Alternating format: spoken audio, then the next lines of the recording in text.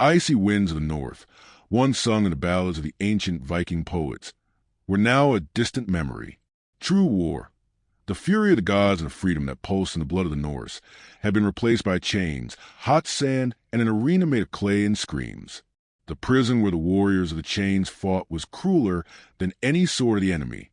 They were now under the yoke of the Franks, captured not as trophies but as spectacles, pieces in a deadly game that turned their bodies into instruments of entertainment. But make no mistake, because in the heart of each of these warriors beat the flame of fury, led by a Berserker, whose history of victories was never stained by defeat. These men were no mere gladiators. They were sons of a god of war, sons of storm. Each battle they fought in the arena, each blow against their enemies, Saxons, African warriors, and even a few traitors to their own lands, was a step closer to something greater. The leader, with his blazing eyes, was beginning to plot something greater, something that would shake the very foundations of the Frankish Empire. A revolt, the greatest escape ever seen, a flame of freedom that threatened to consume everything around it. The days of servitude were numbered, and while the chains still dragged their feet, the fire of revenge was already burning, silent and immense, in the minds of these warriors. They would fight until their bones broke or until their freedom was redeemed. There would be no more arena, no more chains. There was something much greater at stake. The beating heart of one of the continent's greatest powers. The Frankish Empire was a civilization that stood proudly, solid and unbeatable in the eyes of the world. Its stone walls and grand palaces reflected the might of a nation that ruled over vast lands and peoples, shaped by the fervor of his monarch and the glory of his conquests. The city of Aurelianum, the empire's capital, towered over the skyline, its marble buildings and golden roofs glinting in the sun. The streets were always bustling, with merchants from faraway lands and soldiers marching in imposing rhythms. It was a place where luxury and discipline coexisted in perfect harmony. Behind its grand walls and resplendent people, however, there was something much darker going on, hidden in the shadows of the city, that drew the attention of the world's most feared warriors. The Frankish Empire was known for its insatiable addiction to blood and entertainment. Amidst the power of the kings and royal families, there was an arena, a vast space with black marble columns that rose like giants, ready to receive those who were considered prisoners of war or, even more, trophies. This arena was not a simple place of combat. It was a true school of death, where men and women of all nations were brought, captured, imprisoned, and forced to fight until their last breath. Warriors from the most diverse cultures, Saxons, Africans, even tribes from the East, were made gladiators whose lives were worth less than the entertainment of a noble audience thirsty for excitement. With each combat, the public went wild with the violence and bravery of those who fought for survival. Among the most infamous prisoners, there was a name that resounded like thunder in the minds of those who risked being captured by the Franks: Halder the Berserker. He had been brought to the Empire a few years ago, a rare trophy that the Franks had conquered with great pride. The only Viking to be captured alive, Halder had been a living legend among the Norse warriors, a man whose eyes were as unforgiving as his blades. His capture had been a landmark for the Franks, a victory not just over one man, but over an entire culture that defied them. However, the Franks' pride in displaying Halder in the arenas did not last long. His legend, stronger than the chains that bound him, had spread among the other prisoners, becoming a symbol of resistance. And even in prison, his presence in the arenas was a reminder that even the greatest warrior could be reduced to a plaything in the hands of the powerful. And now, new prisoners were arriving, bringing with them the same flame of resistance that Halder the Berserker had kept alive in the hearts of the prisoners. For Vikings, from different parts of the Norseland, were brought to the Empire as trophies. Like a hot iron touching flesh, the Empire captured them and threw them into their feared arenas, eager to see them fight for their lives. A group with their own stories, with honors that could barely be spoken without a display of strength.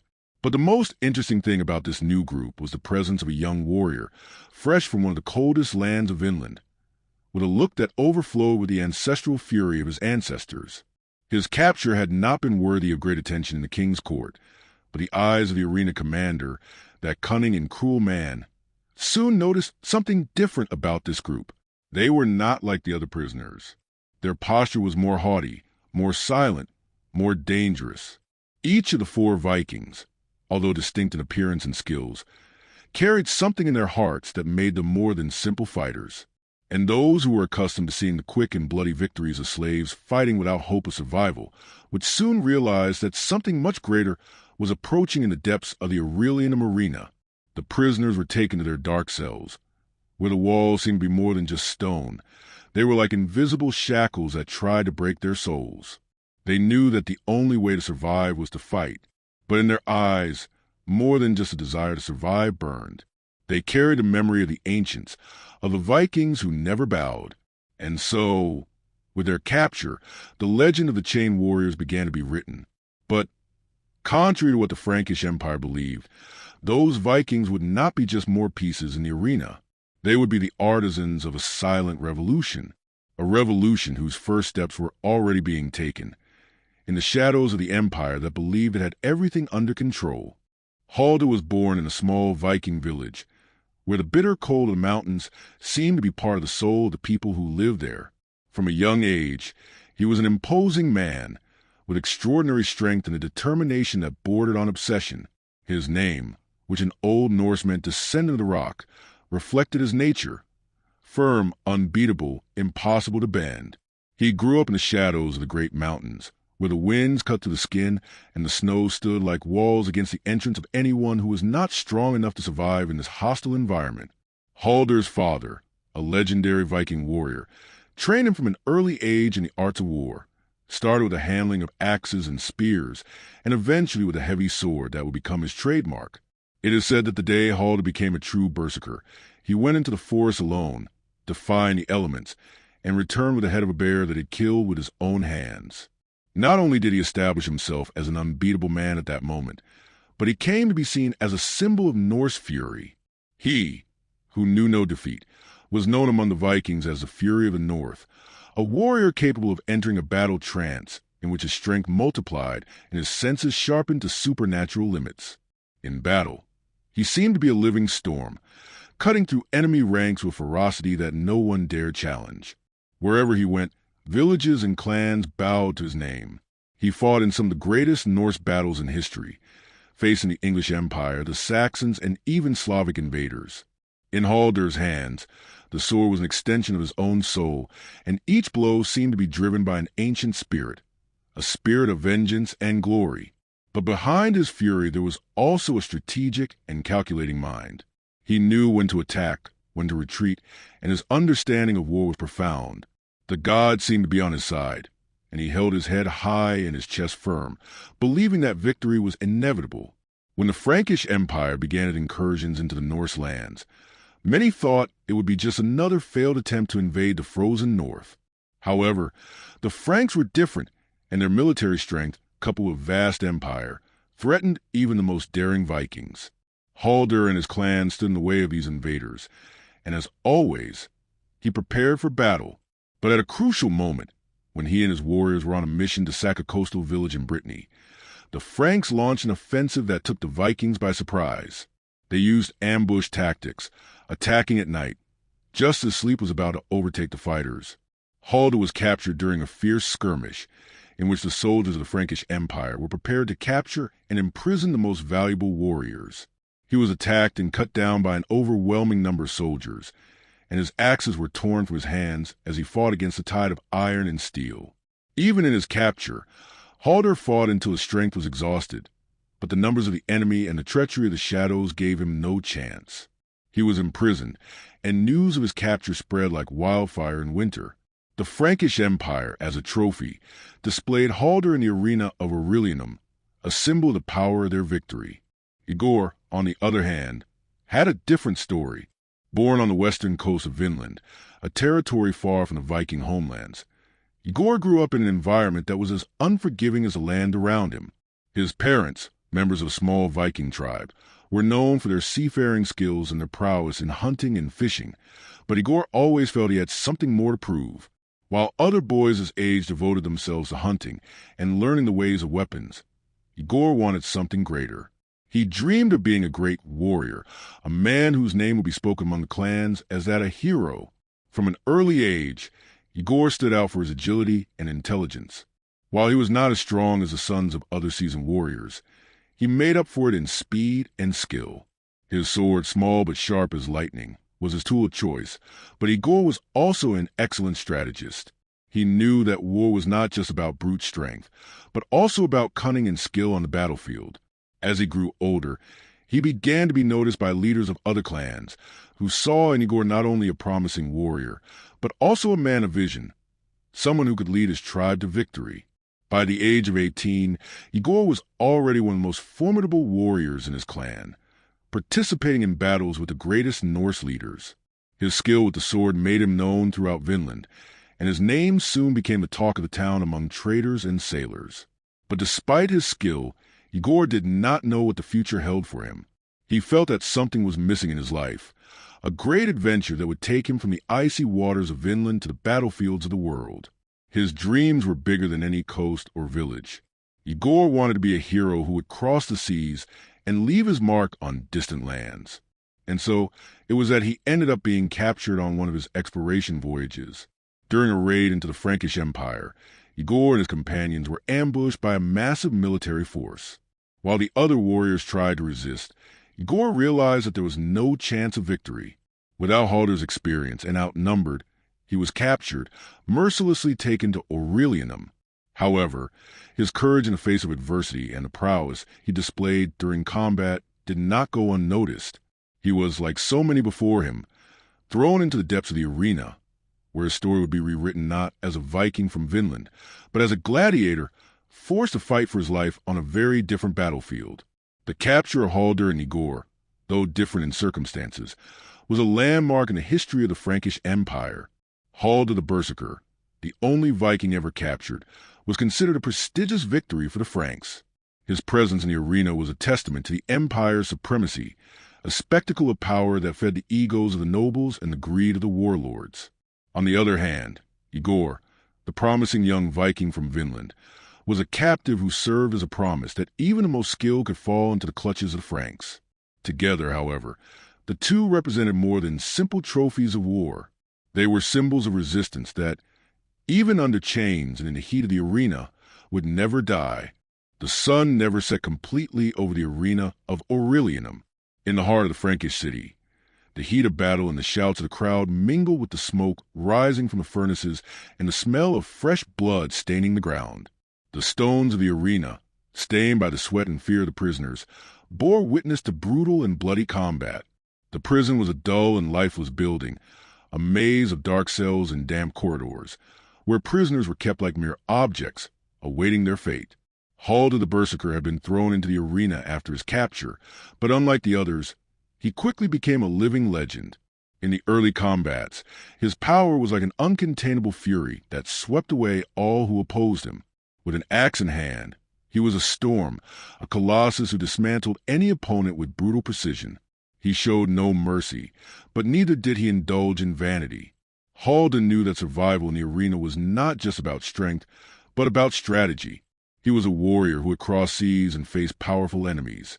But in the Frankish arena, he became a war machine, a living legend who had never succumbed to defeat. Every prisoner who faced Halder knew that they were about to enter a fight where their chances were slim. The Berserker did not fight to win. He fought to show that no one could take his freedom. He had become an almost mythological figure among the other prisoners, an embodiment of Norse fury. But despite his strength and power, Halder felt the weight of imprisonment, the absence of his homeland, and the pain of not being able to fight for a greater cause. In the stillness of his cells, after each battle, he lost himself in memories of his frozen lands, of the snowy mountains, and the battlefields where death had meaning, where blood was spilled for honor, not for fun. While Halder remained unbeaten in the arena, Igor, the young Viking from Vinland, arrived in the arena as a novice, an unknown among gladiators. He lacked Halder's experience, but he had a natural skill with his short sword that made him agile and unpredictable. Igor, who until then had been nothing more than a promising warrior in his homeland, now found himself thrust into a game of death where every move was a test of endurance and courage. His first days in the arena were a learning experience. The battles were fierce and inhuman, and he soon realized that the only way to survive was to fight as fiercely as the others. However, Igor was not driven by the will to live alone. He was there for a purpose. Every blow he struck, every battle he won, became a part of his plan to one day escape from prison and return to his homeland.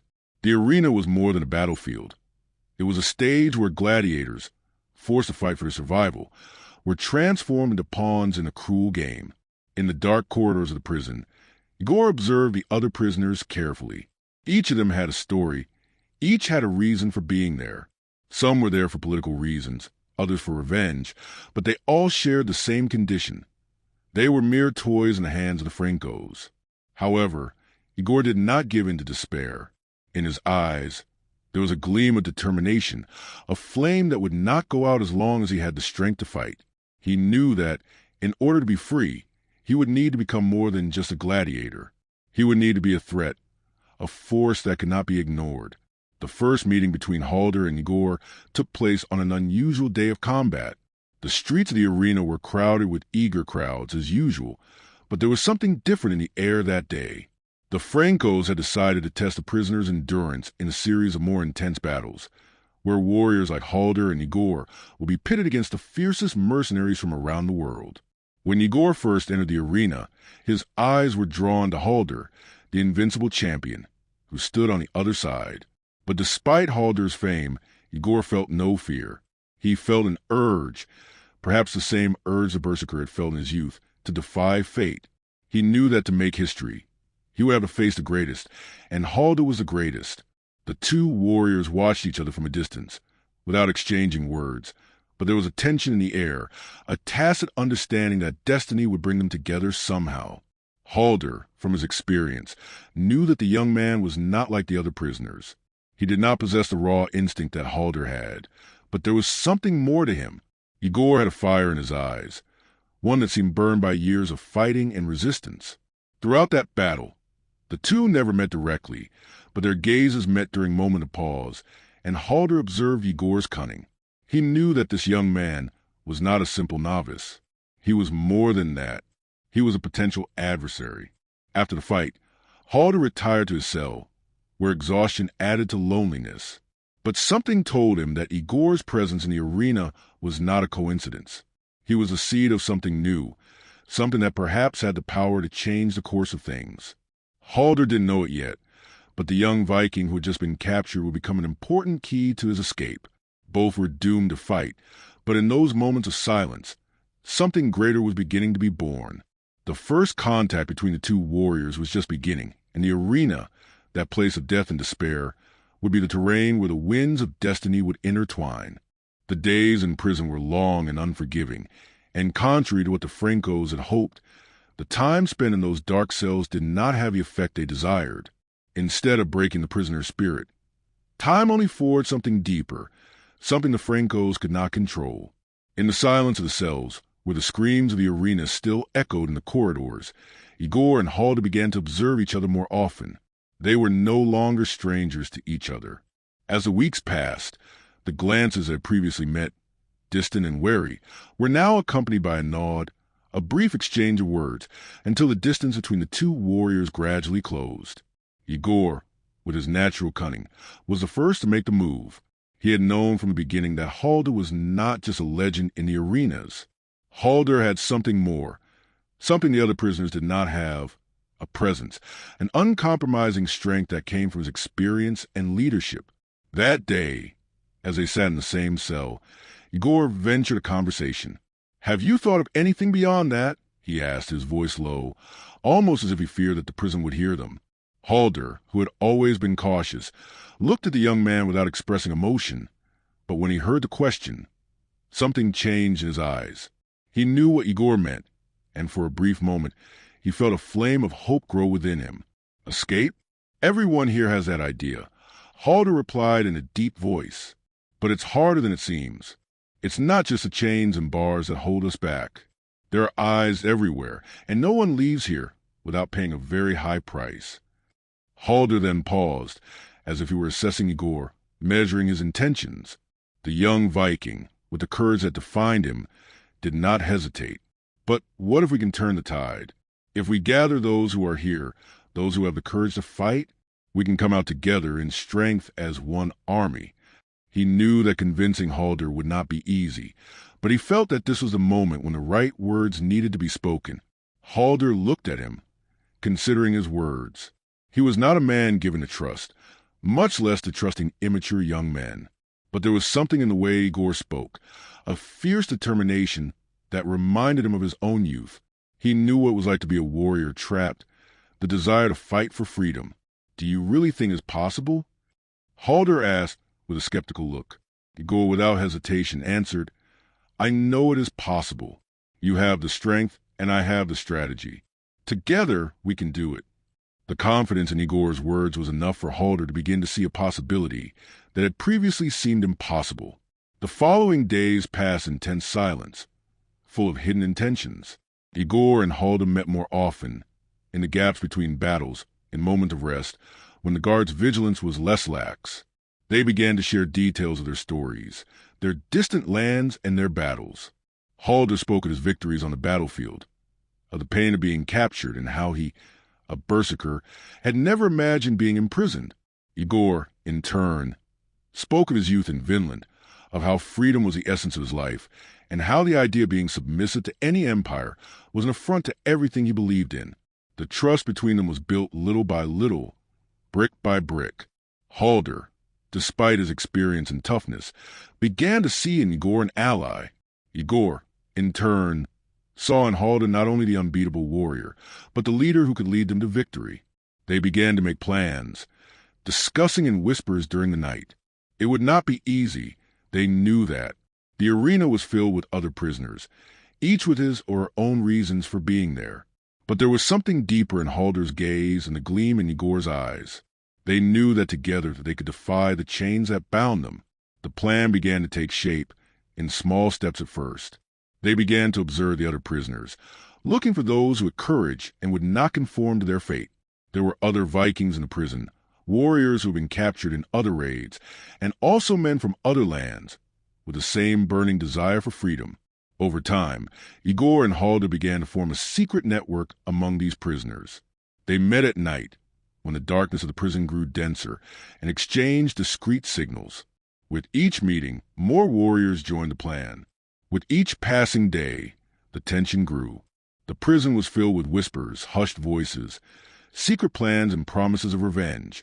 Halder, the invincible champion, and Igor, the young challenger, were now at the center of a silent revolution, and every move they made, every word they exchanged, was a piece of a puzzle that was about to unfold. But while the prisoners prepared themselves, the eyes of the guards were still alert, and the risk of discovery was imminent. Finally, one night, when the moon was hidden by clouds, Halder and Igor gave the signal. The plan was underway, and the silent movement in the dark corridors of the prison began. Every warrior who had joined them knew what was at stake. Freedom was within their grasp, but it was also at risk. They had no more time to waste. With their hearts pounding in their chests and the sound of chains dragging on the stone floor, the warriors prepared for escape. Each knew that by the end of that night, nothing would be the same again. But as they lined up in the shadows, ready to take the next step, a question hung in the air. Would freedom really be achieved, or were they all walking toward certain death? The night was immersed in darkness, with the moon only a shadow obscured by dense clouds. The wind cut through the streets of Aurelianum, bringing with it the smell of the sea and the promise of freedom. Inside the prison, the warriors prepared themselves, their chains now dragging like a silent lament, but full of determination. Igor, the young Viking from Vinland, and Halder, the unbeatable Berserker, led the group of prisoners who were about to rewrite their destiny. It would no longer be a simple escape, but a true revolution, forged in the steel of their swords and the strength of their convictions. The plan was in action, and now, in the shadows of night, the warriors moved with precision, knowing the way through the gaps in the guards and the secret maps they had drawn in their minds. The sound of muffled footsteps and whispers reverberated through the prison corridors, as a small network of prisoners gathered in the most remote part of the cells. Each movement was a risk, but the urgency of freedom drove them. As they reached the secret exit of the prison, a sliver of light in the darkness guided them. The iron door, which seemed insurmountable, opened with a dull creak, and the warriors, now united in their purpose, ran through the streets of Aurelianum, avoiding the guards and staying out of sight. The plan was simple, but bold. Reach the port where a ship was waiting, steal it, and set off for the distant lands. But, as always, treachery was lurking. When they were almost at the port, a man, one of the prisoners who had joined them, did something unthinkable. As the group approached the edge of the city, the man, covered in sweat and fear, screamed. His scream cut through the silence of the night, echoing through the empty streets and alerting the guards. Running away!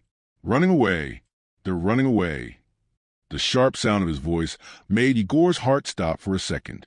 The betrayal was complete, and the man's shout immediately attracted the attention of the soldiers. Stopped them before they reached the ship. Chaos ensued. Armed guards appeared from all directions, and the escape of a lifetime turned into a battle for survival. But as always, Halder was prepared. The Berserker's rage was awakened by a primal roar that came from his soul. With the fury of a storm, he charged at the soldiers, his axe cutting through the air with a deadly sound. One soldier tried to attack him head-on, but Halder disarmed him with a precise blow and felled him, crushing his skull with the axe handle. "You will not stop us," he shouted, his voice a thunder in the silent streets. The sound of battle echoed throughout the city as the Viking warriors continued to race toward the port, but Halder, immersed in his Berserker rage, was becoming more and more of a living legend. The battle at the harbor was brutal. When the warriors reached the shore, the ship was there, but it wasn't just the favorable winds that awaited them. Frankish soldiers were positioned around the ship, their spears and swords gleaming in the moonlight. The battle began, and the sound of clashing blades mingled with the cries of war. Halder and Igor, along with the other prisoners, fought with savage ferocity. The arena behind them was now a distant memory.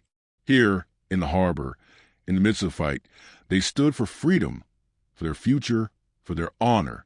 Halder cut through the enemy lines like a wild animal, without mercy, while Igor, with his short sword and swift movements, cut down his opponents with impeccable precision.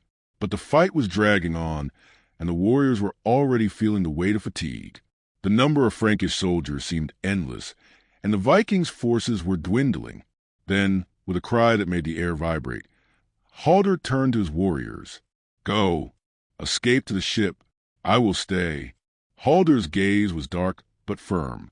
He knew there was no more time. "You have one chance to live. I will die here so that you may leave." Igor, his heart heavy and his chest tight with the pain of imminent loss, advanced towards Halder. "No, Halder, I cannot leave you." But the Berserker, with his unbeatable strength, pushed Igor back. "Go. I have already lived my life. You still have much to do. Go. Live." Halder's gaze was firm, and Igor knew there was no more argument. The sacrifice was inevitable. With one last look at the Berserker, Igor turned away, running with the other warriors towards the ship. The wind cut through the air as the sails were hoisted, but as they sailed, Igor could not help but look back. There, in the midst of the battle, Halder stood surrounded by 20 soldiers, fighting with all their fury. Each blow he struck felled an enemy, but his axes were growing heavy, his strength was draining. And finally, amidst the carnage, Halder fell. His body was covered by a sea of enemy bodies, but his smile was a smile of victory. He had accomplished his mission. As the ship pulled away from the coast, Igor took one last look at the city, his heart heavy with the loss of the great warrior. They had escaped, but at an immense cost. The sea had carried them far from the land of the Frankish Empire, and the winds of freedom had carried them north to Vinland. For years they sailed, stopping at islands to hunt, gathering supplies, and staying on course. But Halder's spirit never left them. When they finally reached Vinland, Igor settled down and built a new life for himself. He married and had a son, whom he named Halder, after the man who had given his life to ensure his survival. And as time passed, Igor became a leader respected by all, remembered as the Viking who survived the Frankish Empire, but also as the son of Halder the Berserker. He led battles, conquered lands, and built a legacy that echoed through the ages. But he never, ever forgot the sacrifice of Halder, the man who, in a final act of courage, rose up as a fury to secure the freedom of all others. Did you like this story? Subscribe to the channel and turn on notifications so you don't miss the next epic sagas. The journey continues.